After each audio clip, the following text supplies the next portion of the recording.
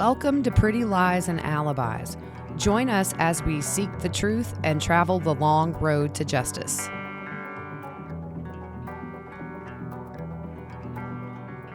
What's going on, everybody? It's Monday, June 21st, and it's time for another episode of Pretty Lies and Alibis. I'm Gigi. What you know, Fruit Loop? That you old and your hip is broke. Yeah. Not broke. Well, kind of broke. Kind of broke, yeah. So I think I mentioned maybe on the last episode we did that I was having some hip problems. And it got really, really bad about a week ago. I had to go to the ER. Then it got really, really bad over the weekend. And I go back to the ER.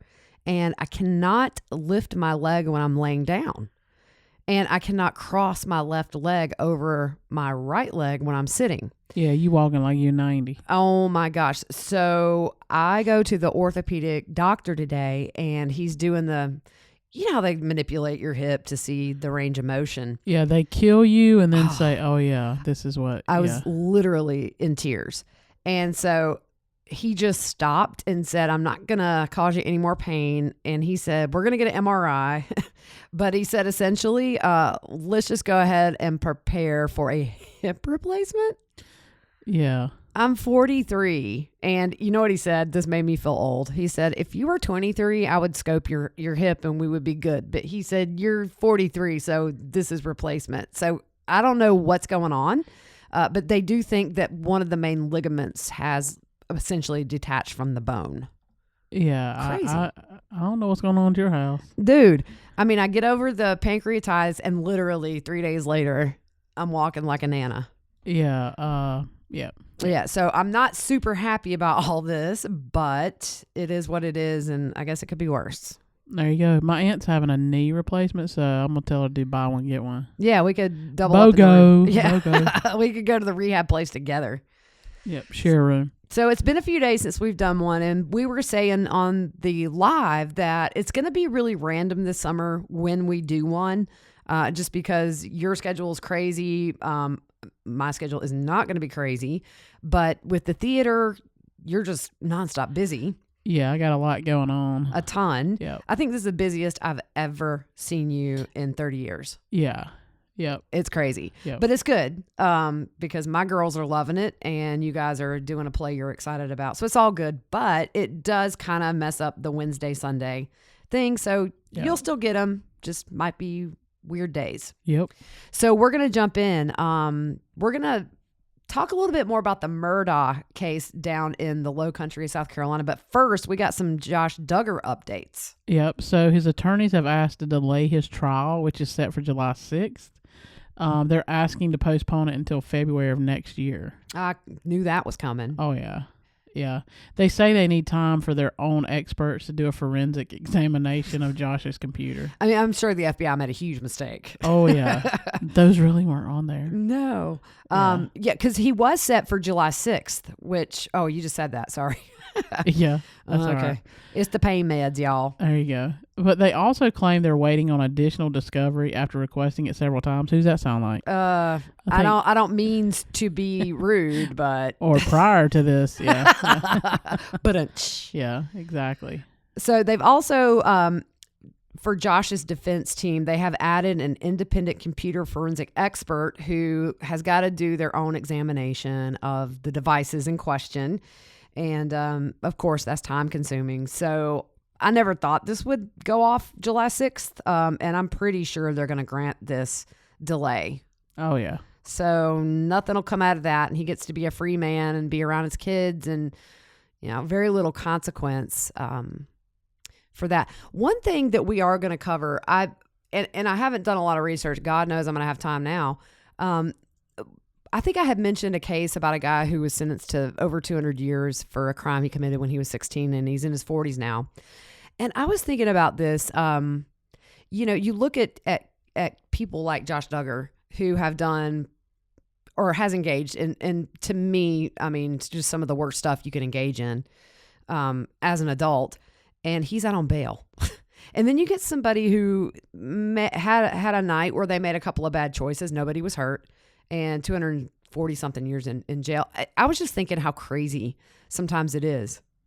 Yeah, the law and how it reads sometimes is just crazy. Like in our state, it's illegal to shoot a whale from a moving vehicle. I mean, well, there goes my weekend plans. I know, right? Like, I mean, that's literally a law on the books. Yeah, that's crazy. So yeah, sometimes that doesn't make sense whatsoever. Yeah, and you know, I watch the first 48 pretty much every night, and I mean, all of these suspects, every one of them, when they pull up their rap sheet, it's attempted murder, armed robbery, home invasion, carjacking, and they're free. And I just went off in left field, but I'm just saying, I really am going to research this guy more.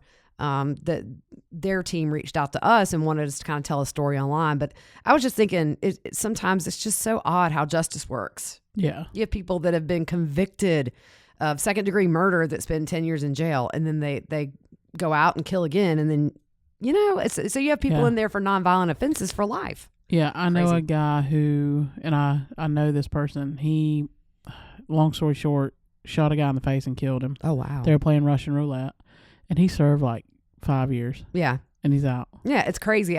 But that's just so consistent on the first 48.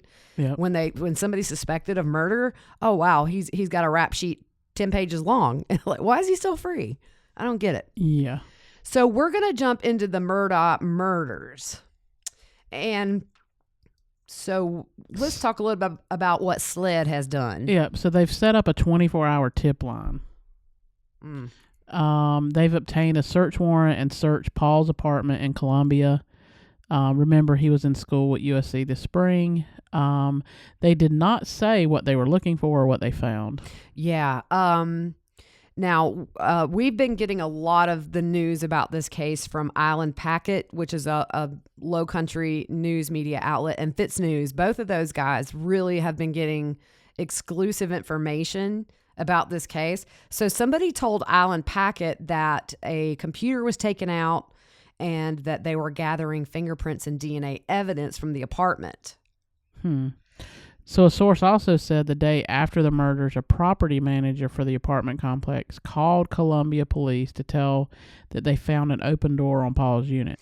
That's a little suspicious. It's a little suspicious. Very much so. Somebody looking for something? I think so, but police said there was no signs of forced entry and nobody was inside the apartment when they checked. So you think, was it somebody who had a key or was the door left unlocked? I mean, people don't routinely leave their doors unlocked. No. So interesting. I'm curious if they maybe found some surveillance to see if anybody, you know, those places have surveillance. Oh, yeah. He's a Murdaugh. He's not staying at no little rinky-dink apartment complex.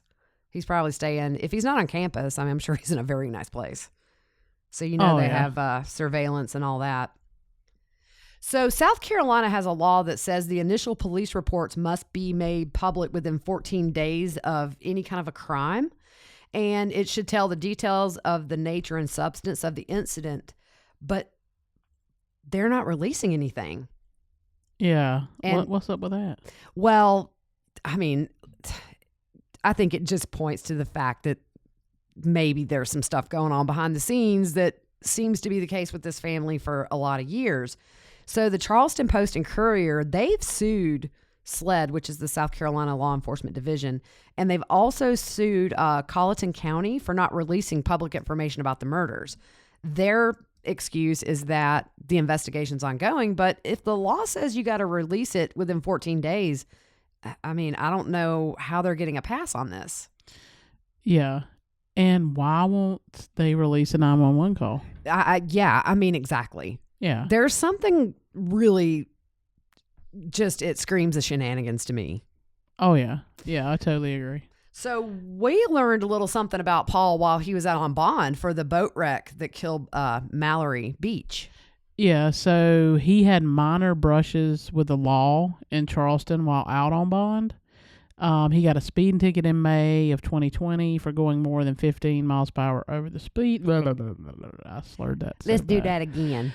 15 miles per hour over the speed limit, and also a boating violation for having an expired fire extinguisher on board earlier this year. That was like a $105 fine. Yeah, but I mean, you have to remember, after he crashed the boat that killed Mallory, he was still able to drive and he was still able to boat. They did not revoke any of that. Yeah. The same day or the day after we talked about it in Charleston, A girl was driving drunk. Her friend got killed. She was arrested, cuffed, and everything, and could not drive. So it goes to show you how influence in that solicitor's office has benefited the Murdaugh family for a while. Yeah, and in general, I think that's just awful when somebody can't afford certain things and they face charges that they don't get treated the same way, and they get different charges. Right. Like it's true. It shouldn't be that way at all. Everybody should be a level playing field when you're having all that, going through that. I mean, that's a really good point. Yeah. Unfortunately, it's just not how it works. Yeah. So Mallory's family, through their attorney, whose name is Mark Tinsley, said police tried to influence the investigation into the deadly boat crash. So since the murders, they're starting to say things were done in that investigation that hindered it, or hindered the truth from kind of being known. Because if you remember, they were saying the night of the crash, they couldn't figure out who was driving the boat, whether it was Paul or his cousin. But you had somebody there, which was Mallory's boyfriend, who told authorities on scene he was super intoxicated and he wouldn't let anybody else drive. Yeah. So you see, it took 7 weeks for him to even be charged with this. So it's just, he's getting a break. Yeah. And we also learned that his mugshot was taken in the hallway of the courthouse. Yeah. Who does that? Yeah, I know, right? Also, he was never handcuffed. We know even though he had a BUI with death, he was still allowed to drive a car and a boat. Yeah. So, and he was also allowed to, being out on bail, he was allowed to move all over the entire state if he wanted to. Normally, you have to stay in the city or the county where you're facing your charges. But he was a college student and he was able to go back to school. Yeah. Yeah. I'm trying to figure out where we are. The 14th Circuit Solicitor's Office is not answering questions from the media about Alex's role in their office, other than to say he was an authorized volunteer and was not paid for his work there. Right. And remember, Alex is the dad. Yeah. So he's Paul's father and Maggie's husband. And his biography says he works there as a part-time prosecutor. And right now, a lot of people are calling for the solicitor to recuse himself because of the conflict of interest here. And his name is Duffy Stone. He won't say what role his office is playing in the murder investigation of Paul and Maggie. And but see, after the boat crash, he stepped down pretty much immediately because of his connections to the Murdaugh family and also other occupants of that boat.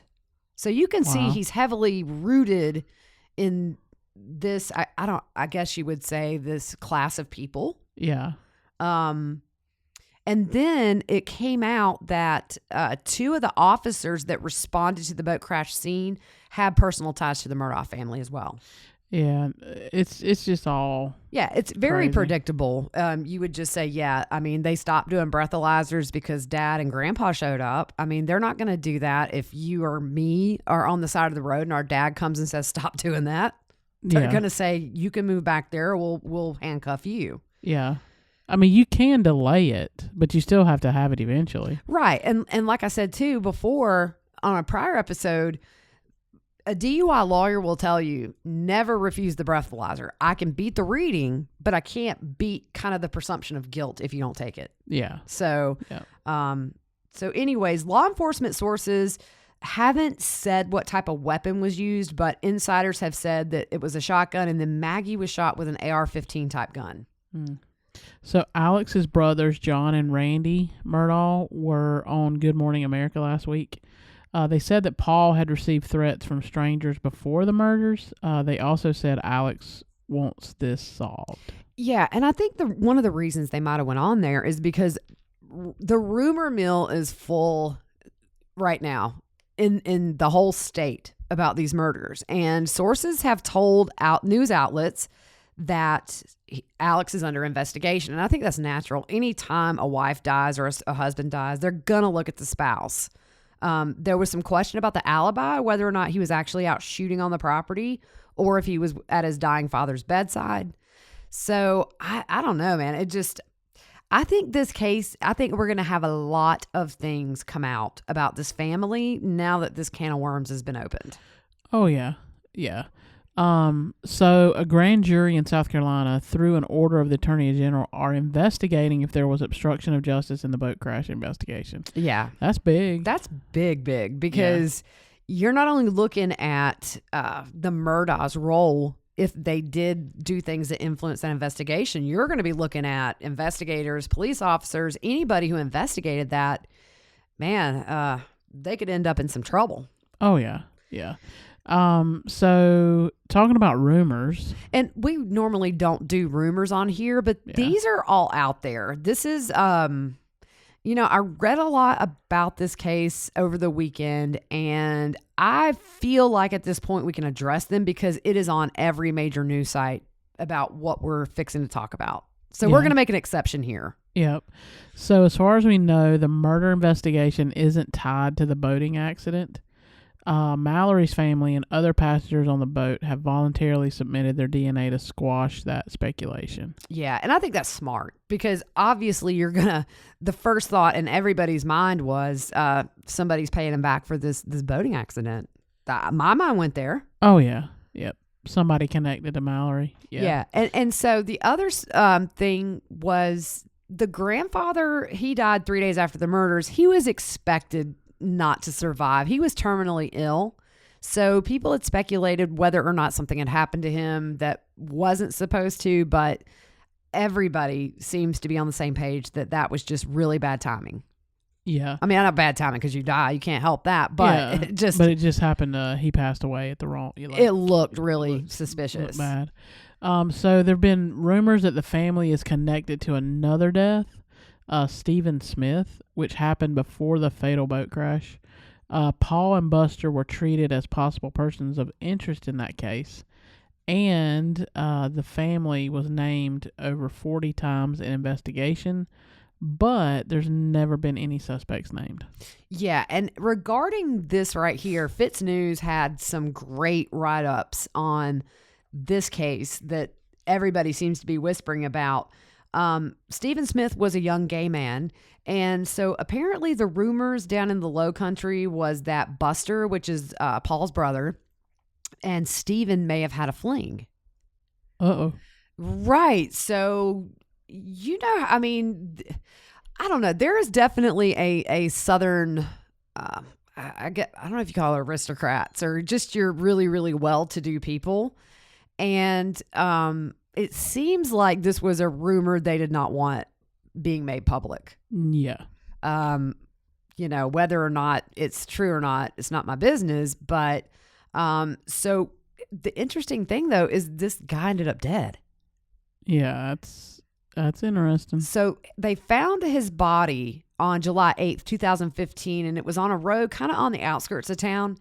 And officially what they said was it was a hit and run. And that they thought maybe a semi-truck had hit, like the mirror, had hit him in the head when he was in the road. Hold up. I know. That makes no sense. That's too high. Yeah. What was he, 8 foot tall? I know, right? I mean, it was Slenderman out there. Yeah. No, I mean, and that's the thing. And I think I have it down here, but I'll say it. There was nothing that they found. I mean, if you get hit by a side mirror, there was absolutely nothing found in the vicinity of where his body was that would indicate he had been hit. Nothing broke off. You maybe would see a broken mirror, or because with the injuries, and we're just about to talk about that, this wasn't a love tap. This kid's face was distorted because of the trauma. Yeah.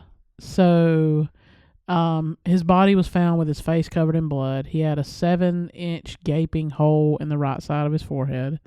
His head was disfigured and his right shoulder was semi-dislocated. He also had cuts and bruises on his right hand. Overall, the rest of his body was not injured. His car was 3 miles away from where his body was. Yeah, and a friend of his has spoke to the media and said this makes no sense. He would not be 3 miles away from his car. It was theorized maybe he ran out of gas, but I don't think that was ever proven. So just based on how he was found and where he was found, those close to him immediately thought it was fishy. Yeah, it sounds like it. Yes. Yep.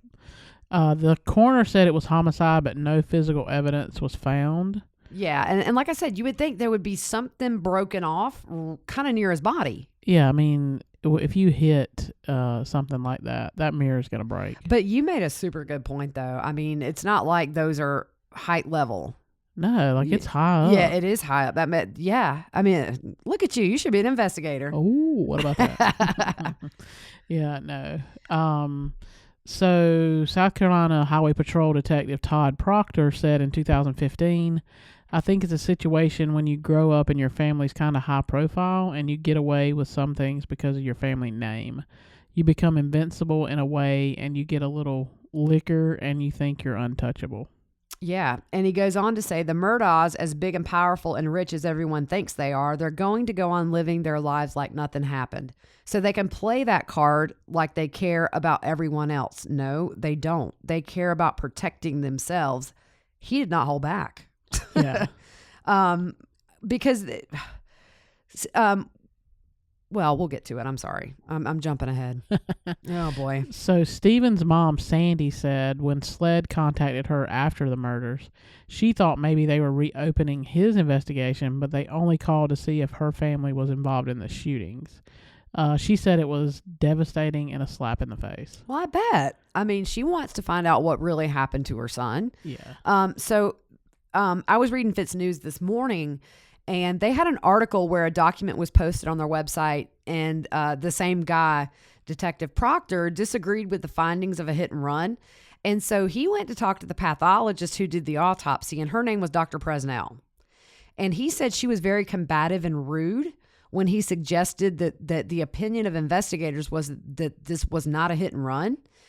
And so she accused him of lying when he said he had also talked to the coroner, and the coroner had initially ruled it a homicide.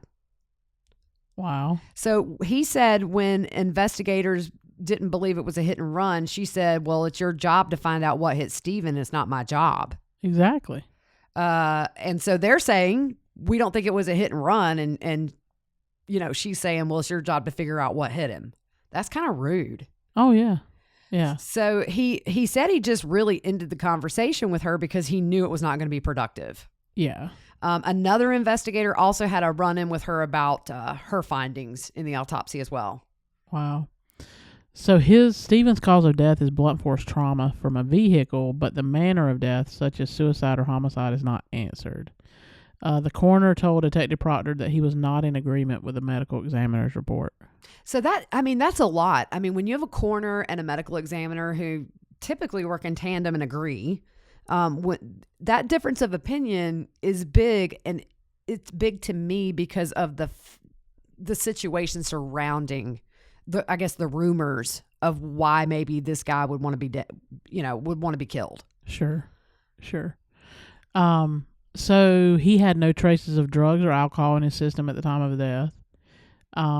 There's been accusations of cover-ups and evidence coming up missing during the investigation into Stephen's death. Yeah. Like a rape kit, fingernail clippings, and his clothing were missing. That's insane. That's fishy. How can you lose 3 pieces of evidence?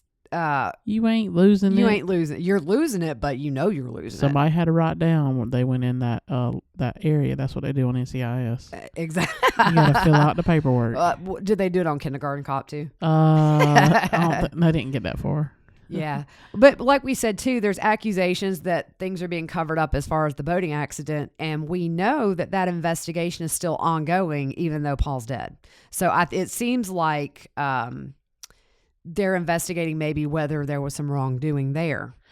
My thing, right is right and wrong's wrong. Exactly. If you wrong, I don't care who you are. You got to pay the penalty for doing what you did. I mean, especially when you're talking about a human life. Exactly. I mean, it's not like, he punched him and he knocked a tooth out. I mean, you know what I'm saying? It's just, if this family's involved, it just seems really suspicious. Let's just say, I mean, you're talking about one of the most powerful families in South Carolina, and some average gay kid ends up dead because the rumor is your son had a thing with him. Yeah. There's also another death, right? Yeah. So I really haven't found a whole lot on this, but apparently a maid in the family back in 2018 died in their home after what they said was tripping and falling. That was pretty much all that was said about it. There was a wrongful death suit, and Alex did end up and pay her family $500,000. Wow.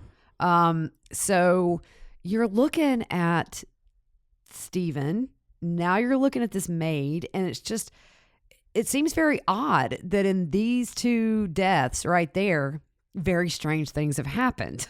Oh, yeah. Yeah. You know what I'm saying? It's just, if somebody has a slip and a fall and they fall down the stairs or something, it's an accident. Why would you settle a wrongful death suit if it was an accident? I mean, maybe you have money and you want it to go away, but still, if you have no wrongdoing. And the thing that I really wonder is why they won't say whether or not there was surveillance on that property the day of the murders. You know there was. Yeah, it has to be. So this is all just something smells rotten. Rotten in Denmark. In Denmark. I was about to say in Denver. Denmark. Yeah. I don't know why that saying is that, but I don't know. Maybe they had like rotten, something was rotten. I don't know. I don't know. Food. Somebody will know and reach out and tell us. Yes, everybody's so good about that. Because I'm not Googling. Yeah. So that's all we have for this. Just a reminder, we do have merchandise available now. You can go to prettyliesandalibis.com. It's pretty high quality shirts. I'm impressed. I'm wearing one right now. Yeah, when I looked at yours, I was like, dang. It is nice stuff. Yeah. And I've ordered my little great niece a little onesie.